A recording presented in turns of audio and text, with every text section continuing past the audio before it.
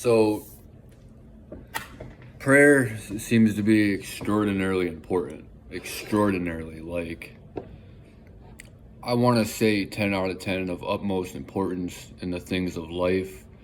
And I'm the type of person who went, like half my life without opening up my mouth to God because I felt like He couldn't be there, or simply I was angry at Him. And it just seemed ridiculous. You're not getting answered because you don't feel like you're being delivered from what you're praying about. And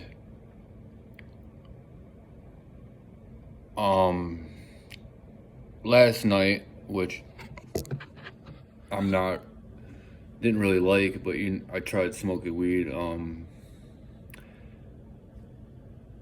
and I felt really everything was really internalized, more aware of, I don't know, I guess your inner being. And because when you go over a month without weed, like, you're like, wow, this stuff is no joke. So it was pretty much like a trip, and I noticed as soon as I bring my hands together like this, I felt something. I really felt something in my body.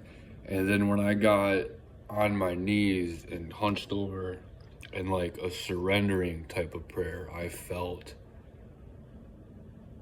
it was almost like you're able to, you surrender yourself and then you're able to become one with everything, like, one with God.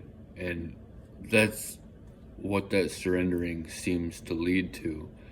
And I just can't believe how much of my life I went without it. But, and a lot of that probably happens with meditation, but a lot of people, they sit and they do this meditation, which I think, like, the hands up, that's supposed to be, really, it's like surrendering, you're letting go. And you detach and you become one with everything. But the problem with that is you can allow bad things in. So you have to be able to always have your attention on God, like meditate on God, meditate on faith, the belief that God is there and with you. Because if you ever completely forget that and you just surrender your body, you very well could open yourself up to anything. So you're in this surrendering state, and inside you're always,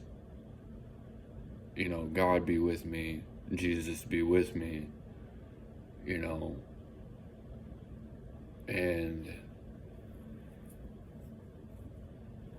that is when ascension is going to happen.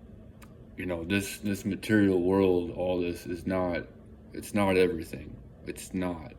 I mean, scientists know that, but, and even the greatest scientists will tell you, like, we can't even come close to comprehending what's really going on.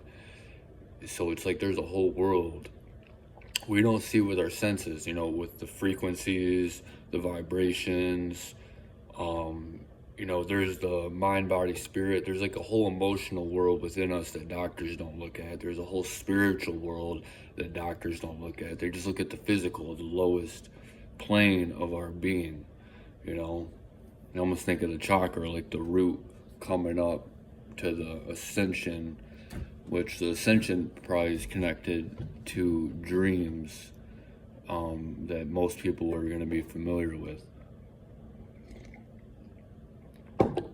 And it's like the Ethernet world, the astral plane, we can only imagine how vast everything really is. We have a whole universe out there we haven't even explored, and God is so big that we can't even come close to imagining what's possible. And that's where the meditation comes to, putting your faith on God, because it's like you need your hand held through the vastness of experience, or you will die. Die like a metaphor, but you will lose yourself, or you will get lost. I think lost is a good word. You will get lost. You need the eternal being to guide you, to hold your hand through the vastness. Because if you forget that God's there, you forget, or you just simply are the worst of worst, stubborn, too arrogant, too prideful to open your mouth and ask for God, or to talk about God,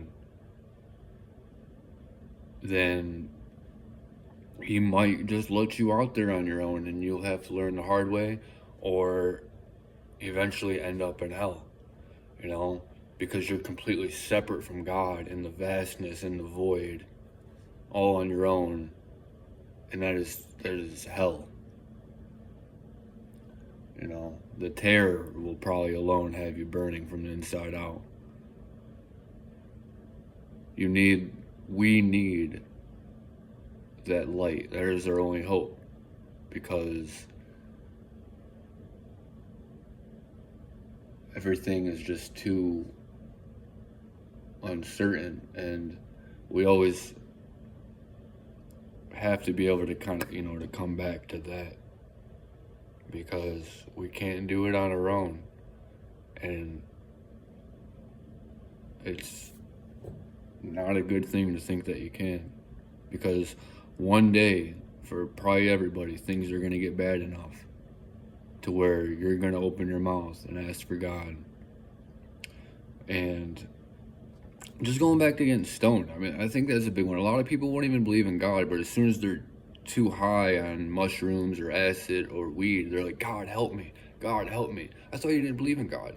But deep in your soul, you know when things are out of hand and you lost the little control you had to begin with. God help me, God help me. Why do you do that? It's instinct. We know who we belong to. We know who we need to call to. And we can never completely lose that inner voice, because if we do, we probably will end up in hell.